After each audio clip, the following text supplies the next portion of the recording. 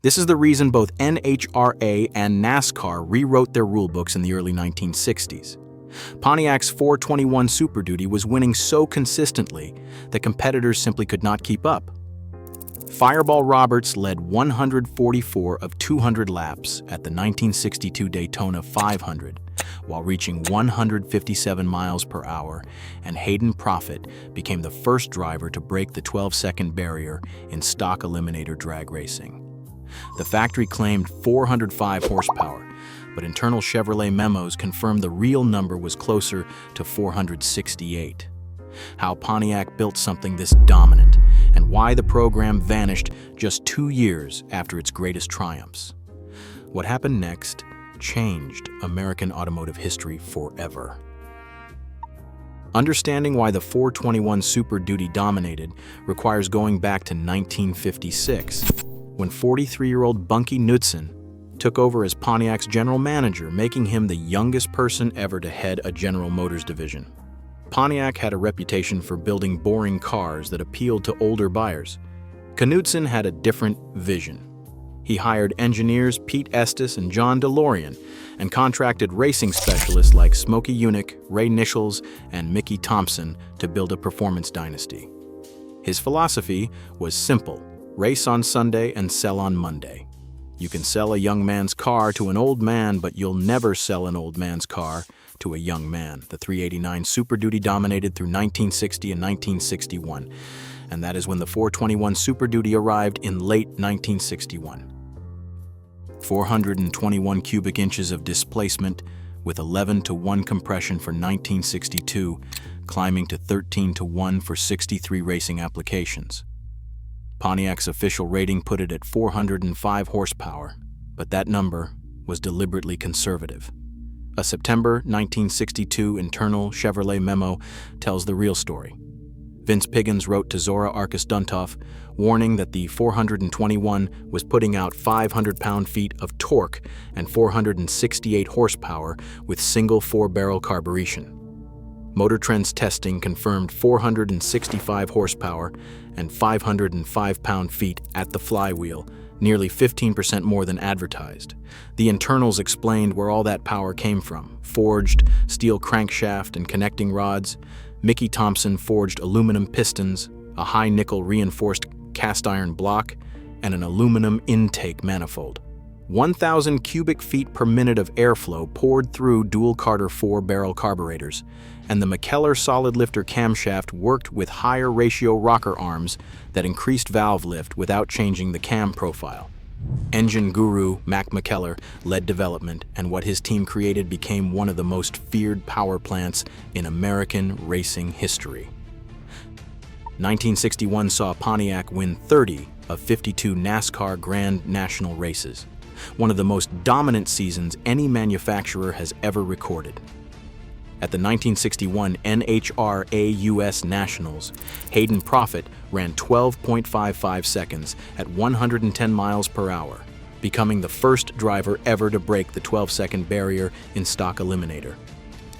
1962 brought even more dominance.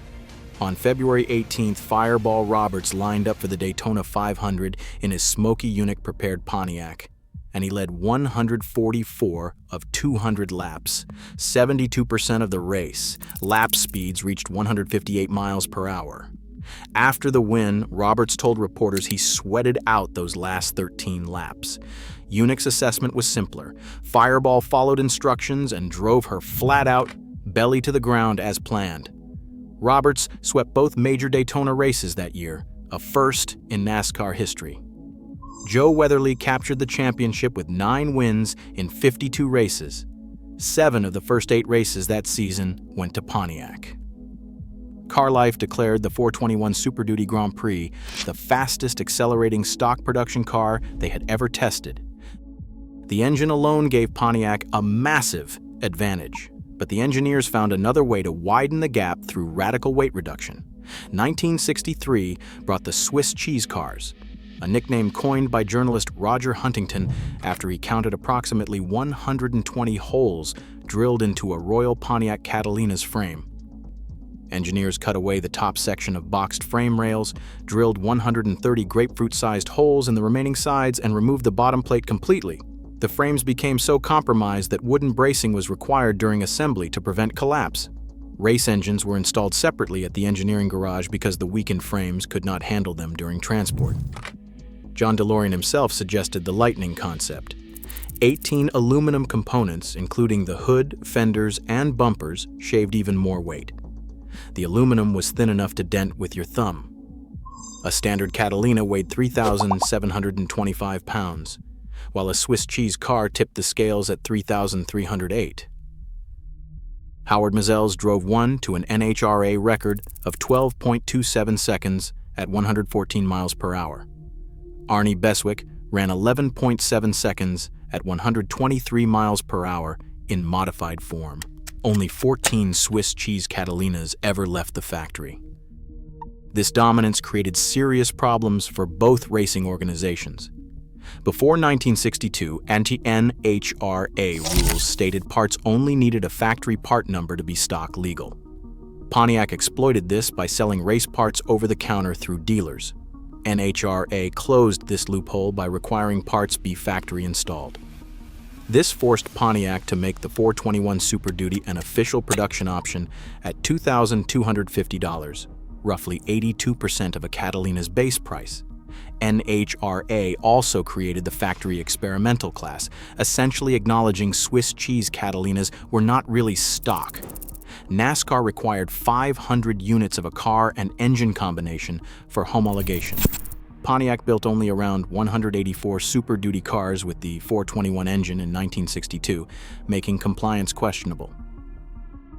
The rule changes were not what killed the program. What killed it came from inside General Motors.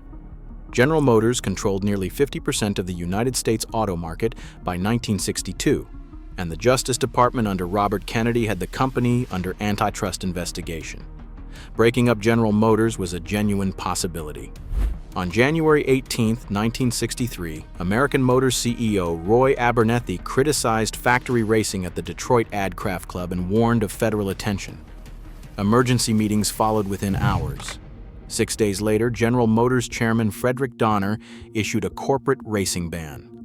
Pontiac zone managers received bulletins announcing immediate discontinuance of Super Duty engines.